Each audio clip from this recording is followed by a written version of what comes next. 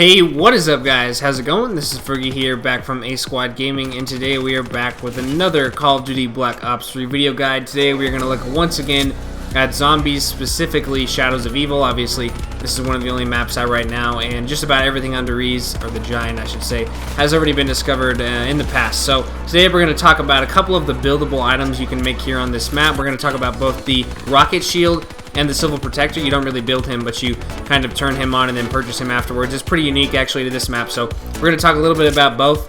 They're both very, very helpful, and they can both really help you in a lot of higher rounds and help you kind of defend yourself from zombies from the back maybe, or kind of give you passive damage overall and against big hordes and things like that. So they're both really, really helpful here. You can see me using the rocket shield. It's basically a riot shield, but it also has rockets on it. It's kind of self-explanatory. It's very, very helpful. As you can see, you kind of blast forward and you can take out a lot of zombies with it. I'll actually show you some footage of that in a little bit, but this rocket shield works how a lot of other objects work in a lot of other zombies maps. Basically, all you got to do is you got to find three objects around the map, and you put them all together in a specific place, and then you can use it. It does break after a while if it gets hit a lot, but you can actually just go grab another one if it does break, and you can find more fuel for the rockets in the pods around the map if you use the fumigator. So the pieces are actually pretty easy to find, and both the pieces for the Civil Protector and the rocket shield are located very, very close to the individual perks in the three separate areas. So first of all, we'll take a look at the Footlight District here. This part is always going to be in this area here around whatever specific perk. It's either going to be over by these benches, these red tables, or on the other side here to the left of where the perk is. There's the top part of our shield. I don't know what the specific parts are called, but you can. This one's really the easiest to spot because of how big it is. So there you go right there. That one's nice and easy to find, and that's always going to be in this area. Not exactly in the same spot, but pretty close to that area. So just sift around a little bit and look for the X button to press. So the second one's a little bit harder to find actually near the perk over in Waterfront. It's sitting on these. Here, I'm going to walk past it here, but it's sitting on these crates right next to the staircase that lets you come up after you turn it on with the power. So this is a little bit smaller. These are actually the rockets themselves, so they're a little bit harder to spot, but just like I said, feel around until you give them the option to press X and you can pick that up. They're going to be in this tiny little area right here, or they could possibly be closer to the perk, but it's going to be in that general area, and you can find that and have 2 out of 3 parts. Now our very final part is actually a little bit easier to find if you're not paying attention, but it is this giant eagle shield, and you can see it right here. It's pretty big actually, even compared to the first piece, so if you know what you're looking for, it's pretty easy to find, but it's going to be located over in the canals, also very, very close to the perk option. I believe you don't actually need to even buy any doors besides the initial ones to get into the areas in order to build the rocket shield, besides the one you actually need to assemble it. So you can actually get all 3 parts with only buying 3 doors. So that's pretty simple, and there you go. You have all 3 of those right there, and you're already ready to assemble it. So afterwards, we're going to head back over to Waterfront, open another door, and head over by the boxing ring. And the place where you could go straight to get inside to do the ritual, you're instead going to turn left and then build it right there at that station, and then you can therefore pick it up. It's very, very helpful. Like I said, it's basically a giant riot shield. It will break after you take enough hits, but I would say actually its best use is not using it at all, but leaving it on your back, because when it's on your back, zombies cannot do damage to you. You're going to hear them hitting the shield, so you can still tell if they're behind you, but they won't be able to actually do damage to you. So it's really, really a lifesaver if you're getting hit in the back or you're accidentally getting attacked and you're not paying attention, something like that. It's helpful in a lot of situations like that, not to mention the rocket boost, the explosions are also very, very cool, especially if you're raid training or something and you need to get rid of all of them really quickly or blast through an area without getting killed if you're trapped or something like that. The rockets come in a lot of handy as well. Here, I'll show you what these look like. Obviously, you can take out a lot more zombies in a lot quicker time. I just didn't have very many with me here right now. I haven't actually used it on a pack yet. I'm kind of scared because if you don't kill them all, you might end up right in the middle of a bunch of zombies. But it's definitely useful, and like I said, it's very good to just leave on your back when the zombies hit you, because it's really going to save you in a lot of situations, especially paired with Widow's Wine.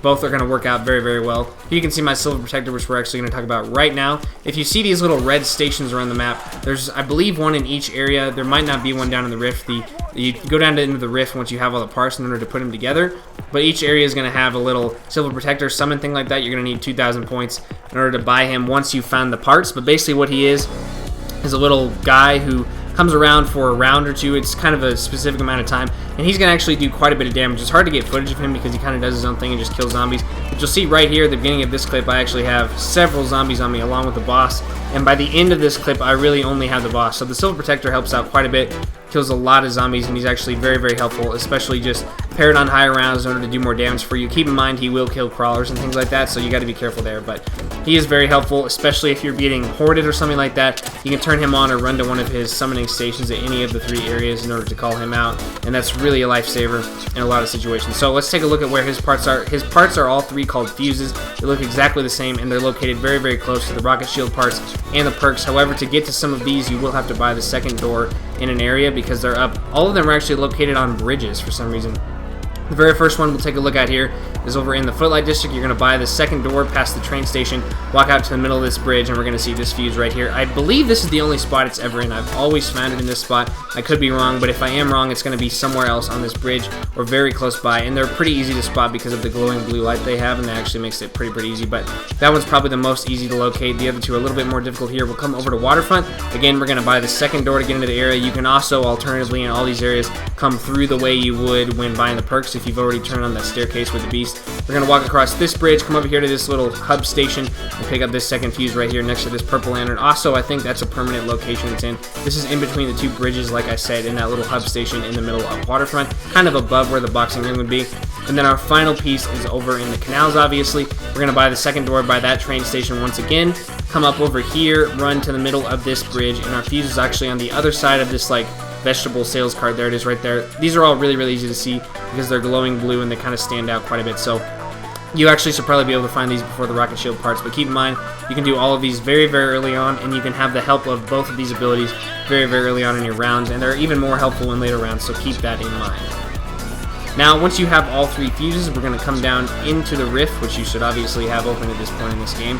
And you're going to come down here, come down this staircase to the right, immediately turn right and put all three fuses in that charging station. I didn't actually show myself putting them in there, but you're just going to hold X on that station I was looking at right there, and then you will turn on all Silver Protector stations across the entire map to use. Of course, he's going to go away, or I don't know if he dies or if he disappears. I haven't actually witnessed him dying, but I'm pretty sure he just goes away because he is probably invincible. So it's going to summon him for a round or two or a specific amount of time, and you can just keep summoning him. It only costs 2,000 points, so if you're in higher rounds, that's going to be pretty cheap, pretty easy for you to do.